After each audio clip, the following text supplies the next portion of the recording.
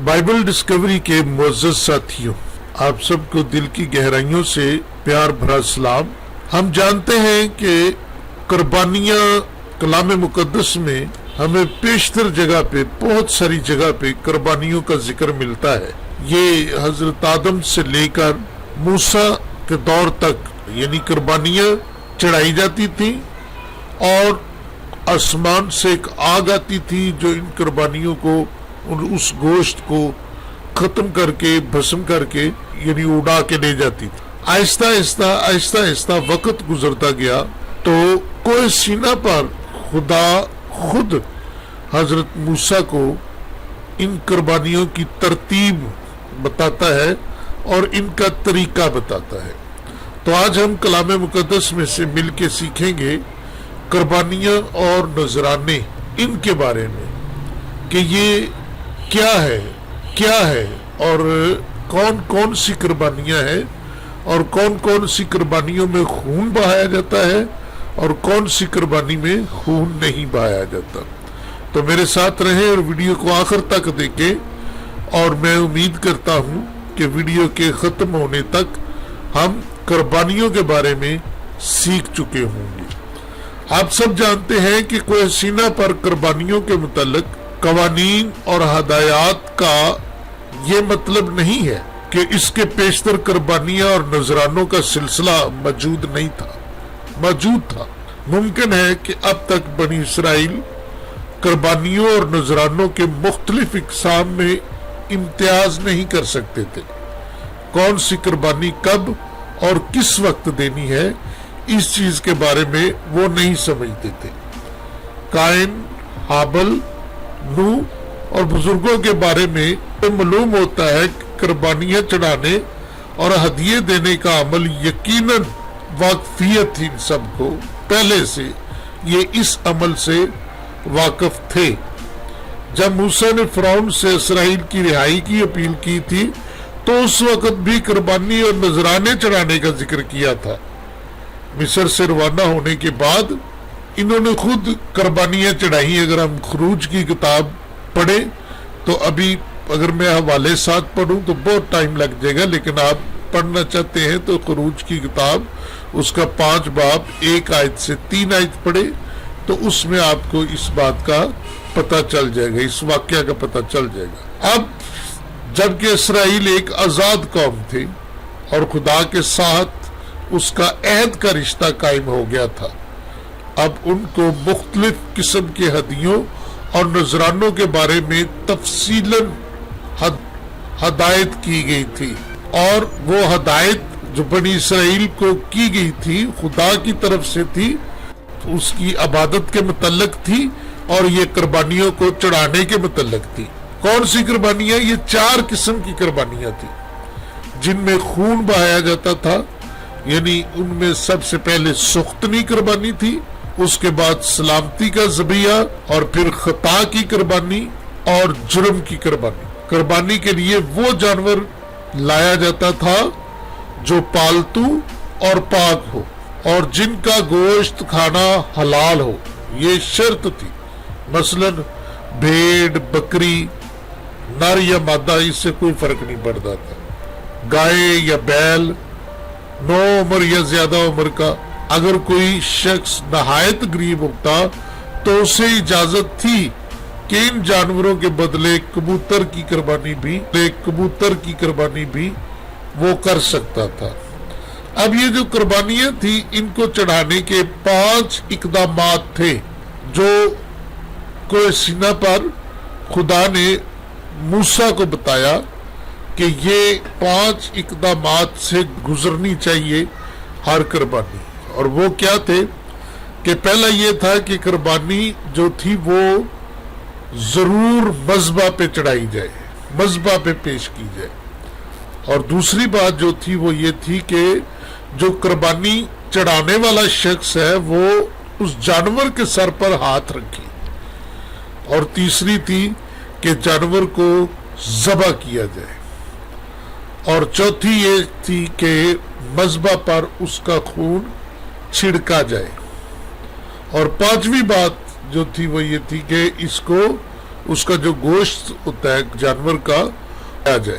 جب قوم کے لیے قربانی چڑھائی جاتی تو اس وقت کاہن یہ سارے فرائض خود انجام دیتا تھا. جب کوئی فرد اپنے لیے قربانی چڑھاتا تو وہ جانور کو آگے لاتا، اس کے سر پر ہاتھ رکھتا اور اسے ذبح کرتا تھا. اس کے بعد کاہن اس کا خون چھڑکتا اور قربانی کو جلاتا تھا. قربانی چڑھانے والا اس کا گوشت نہیں کھاتا تھا.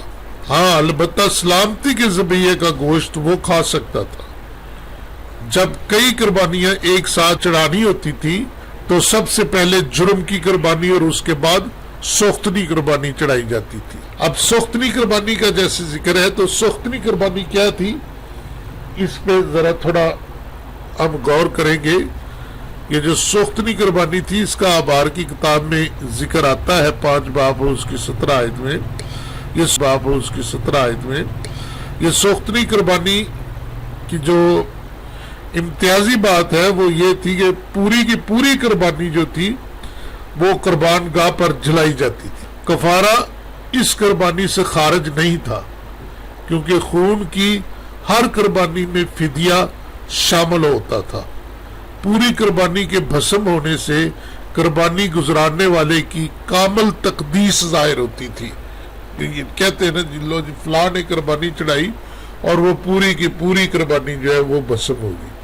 تو اس سے پتہ چلتا تھا کہ یہ جو قربانی چڑھانے والا ہے یہ کامل آدمی، کامل قربانی جو ہے اس بندے نے چڑھائی ہے. آپ کو یاد ہوگا رومیو 12 باب اور اس کی 1 آیت میں لکھا ہے نا کہ پس ہے بھائیو میں خدا کی رحمت یاد دلا کر تم سے التماس کرتا ہوں کہ اپنے بدن ایسی ہونے کے لیے نظر کرو جو زندہ اور پاک اور خدا کو پسندیدہ ہے، یہی تمہاری معقول عبادت ہے.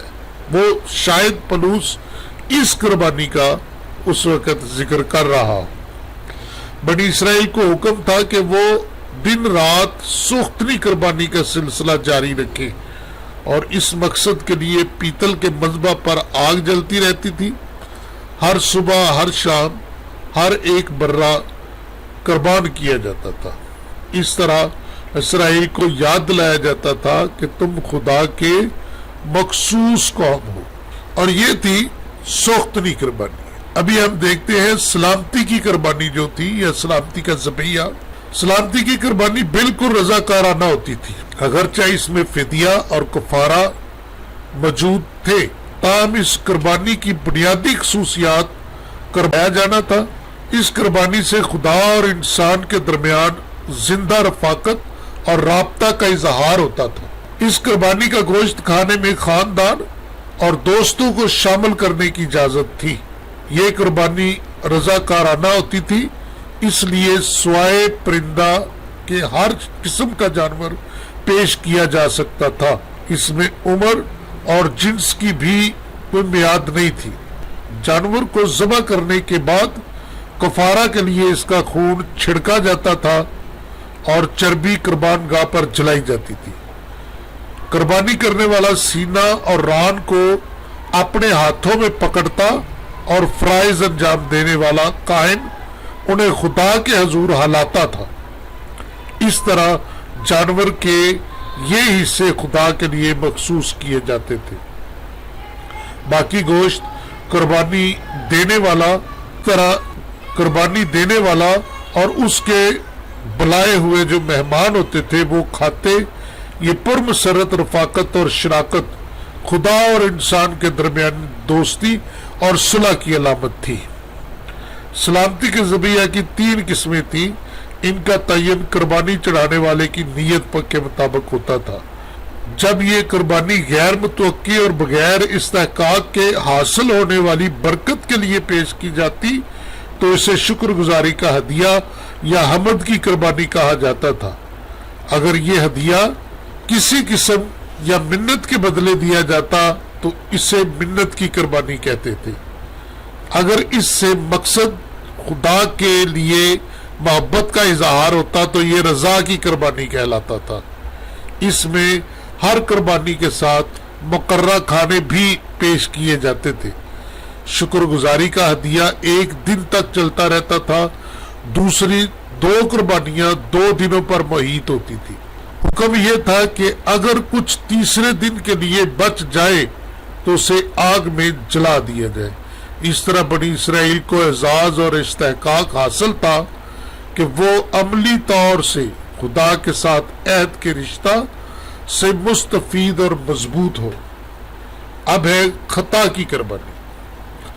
خطا کی قربانی ایسے گناہ جو بے پرواہی سے یا انجانے میں ہو جاتے تھے، اس کے لیے خطا کی قربانی چڑھائی جاتی، یعنی خلاف ورزی کی سزا یہ تھی کہ ایسا شخص جماعت سے کاٹ ڈالا جائے۔ ایسی خطا کی معافی مخصوص قربانی سے ہوتی تھی۔ اگرچہ خدا کے ہاں اخلاقیات کا معیار ایک ہی ہے، لیکن فرد کی ذمہ داری کے مطابق قربانی میں تبدیلی روا رکھی گئی۔ کوئی بھی مذہبی یا معاشرتی لیڈر اتنا اہم نہیں تھا کہ اس کے خطا سے درگزر کیا جا سکتا، اور نہ کسی فرد کو اتنا غیر اہم سمجھا جاتا تھا کہ اس کی خطا سے چشم پوشی کی جائے۔ مقررہ قربانی میں درجہ بندی کی گئی تھی۔ سردار کاہن یا ساری جماعت کے لیے بچڑا، حاکم کے لیے بکرا، عام شہری کے لیے ایک جوان نر۔ اسی طرح قربانی چڑھانے کے طریقہ میں بھی اختلافات رکھا گیا تھا۔ سردار کاہن یا جماعت کے لیے پاک ترین مقام کے مداخل کے سامنے خون 7 بار چھڑکا جاتا تھا۔ حکمران اور عام فرد کے لیے خون قربان گاہ کے سینگوں پر لگایا جاتا تھا۔ چونکہ یہ کفارہ کی قربانی ہوتی تھی، اس لیے قربانی چڑھانے والے کو اس میں سے کھانے کی اجازت نہ تھی۔ چنانچہ یہ قربانی یا تو قربان گاہ پر یا خیمہ گاہ سے باہر جلا دی جاتی تھی۔ اس میں صرف ایک ہی دوسری صورت تھی کہ جب کاہن کسی حاکم یا عام آدمی کے لیے قربانی چڑھاتا تھا تو اسے قربانی کا ایک حصہ ملتا تھا۔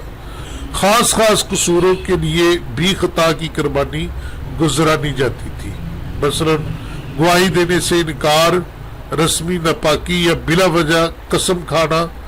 اگرچہ ان قصوروں کو ارادی قصور قرار دیا جا سکتا ہے، لیکن یہ خدا کے خلاف ایسے دانستہ گناہ نہیں جن کی سزا موت ہے۔ توبہ کرنے والے ہر گناہ گار کے لیے کفارہ دستیاب تھا۔ اس میں کسی کی معاشی حالت حائل نہیں ہو سکتی تھی۔ اگر اسے بھیڑ یا بکری لانے کا مقدور نہ ہوتا تو اس کی جگہ وہ 2 کبوتر یا فاختہ کی قربانی دے سکتا تھا۔ اگر کوئی انتہائی غریب ہوتا تو وہ 1 دن کی خوراک کے برابر میدہ لا سکتا تھا، اور خطا کار شخص کو یقین دلایا گیا تھا کہ اس طرح بھی اسے قبول کیا جا سکتا ہے، یعنی خدا اس کے گناہوں کو معاف کر سکتا ہے۔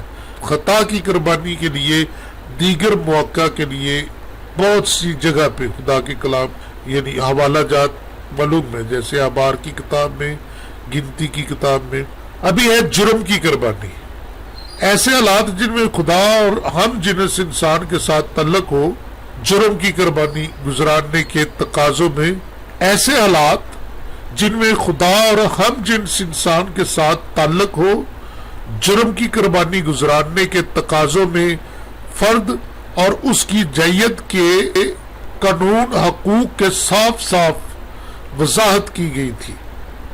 اگر کوئی شخص پہلے پھل، بے یکی اور کوئی اور مقررہ ہدیہ خدا کے حضور پیش نہ کرتا اور اس طرح خدا کی تحقیر کرتا تو ایسی صورت میں نہ صرف تلافی کرنا پڑتی تھی بلکہ قربانی بھی چڑھانی پڑتی تھی۔